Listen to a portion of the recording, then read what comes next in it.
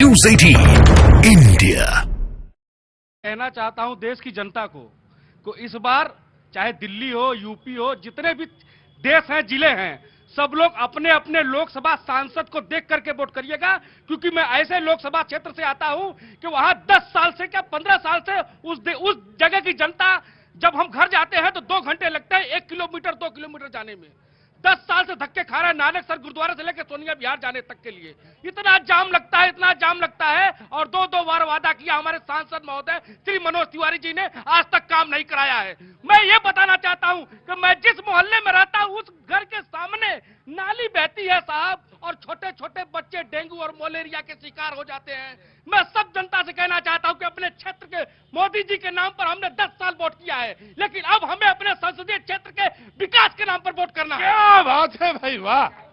जब बात भाई खुश हो गए होंगे, आज तो बड़े दिनों बाद आए हैं, लेकिन आए तो बिल्कुल एकदम प्यार का। लगता है ऑटो अब सही ट्रैक पे जा रहा है। लेकिन आप नहीं ट्रैक पे। ऑटो सही ट्रैक पर जा रहा था और जाएगा। सवाल मोदी जी का है। मैं ये कहना चाहता हूं, भारतीय जनता पार्टी सिर्फ मोदी जी के ही कंधे पर रख करके बंदूक चलाना चाहती है, चाहे दिल्ली प्रदेश हो, चाहे और कोई प्रदेश हो। कभी इन्होंने अपने कंधे पर बंदूक रख नहीं चलाया। बाबा बिल्कुल बात तो सही कह रहे हैं। देखिए प्रदीप जी, हाँ, काफी भरे हुए बैठे हैं। हाँ जी, प्रदीप जी, प्रचार के 100 दिन के लिए जो इनविटेशन मिला है, हाँ, किसी भी व्यक्ति का व्यक्तित्व जो ऊंचा होता है ना, इनविटेशन उसी को मिलता है। और प्रचार 100 दिन अभी रह गए हैं। हाँ। लोकसभा चुनाव 2024 आ रहा है। हाँ। भाजपा ने एक 370 का नारा दिया था सदन के अंदर। हाँ। झाबुआ में प्रधानमंत्री ने कहा कि हर बूथ पे 370 वोट बढ़ाने हैं। ये भाजपा की और पार्टी की 24/7 कनेक्टिविटी जो काम करने की है, उसको लोग समझ नहीं पा रहे हैं। हमारे विपक्ष के लोग इतना परेशान है 2024 के लिए कि एन कैन प्रकार सत्ता मिले, कैसा भी मिले, चाहे किसी भी तरीके से मिले, सत्ता नहीं मिलने वाली है। कल की थाम। मैं आ गया कल की थाम। प्रतीक भाई, राहत इंदौरी साहब का बड़ा मशहूर शेर है, कई बार पढ़ चुका हूं, आज फिर याद आ गया। बिल्कुल बढ़िया। झूठों ने झूठों से कहा है सच बोलो, सरकारी ऐलान हुआ है सच बोलो। पार्टी के अंदर झूठों की एक मंडी है, पार्टी के दरवाजे पे लिखा है सच बोलो। ये है भारतीय जनता पार्टी। माननीय प्रधानमंत्री जी, मैं बार बार कहता हूं, ये नहीं बता पाते हैं कि इलेक्टोरल बॉन्ड के ऊपर जो सुप्रीम कोर्ट ने बोला उसके ऊपर प्रेस कॉन्फ्रेंस कब करेंगे। मोदी जी ने एक फहरिस्त बनाई, और फहरिस्त में एक बड़ी लंबी फहरिस्त है कि उन्होंने क्या क्या किया। मैं मौका दे देता हूं जी। लोकतंत्र का स्तंभ 4 चीजें कहलाती हैं।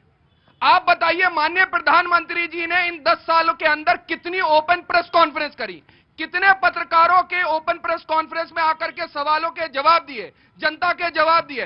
मन की बात करके चले जाते हैं, लेकिन इस जन की बात कौन कर रहा है? तो सिर्फ राहुल गांधी साहब कर रहे हैं। उसका आपने अंदाजा देखा होगा। जाके अरे जाके जन की बात करेंगे तो मैं जन की बात बताना चाहता हूं, एक एक जन की, एक एक नागरिक की। बनारस छोड़िए, हिंदुस्तान के एक एक कोने में हर एक जनता, एक माँ हो चाहे बहन हो चाहे बेटियां हो, उनको जन जन के लिए एक लज्जा कर देने का काम किया तो सिर्फ भारतीय जनता पार्टी मोदी सरकार ने, जो आज तक कांग्रेस उस चीज से वंचित रखी थी देशवासियों को। और दूसरी बात कहना चाहता हूं, मजदूरों को प्रधानमंत्री आवास योजना से उस गरीब आदमी के लिए, जन जन के लिए अगर उन्होंने घर देने का काम किया है तो सिर्फ मोदी जी सरकार ने दिया है, आपने कभी नहीं दिया।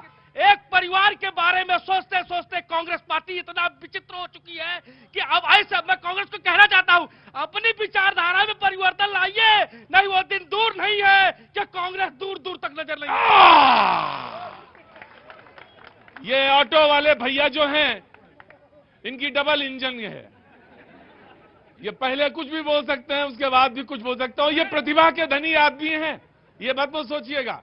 ये अभी पहले वाक्य में कुछ और बोल रहे थे, फिर धीरे धीरे बोलते बोले ये मोदी जी की बीजेपी ने किया है। जी मैं आया, just give me a second।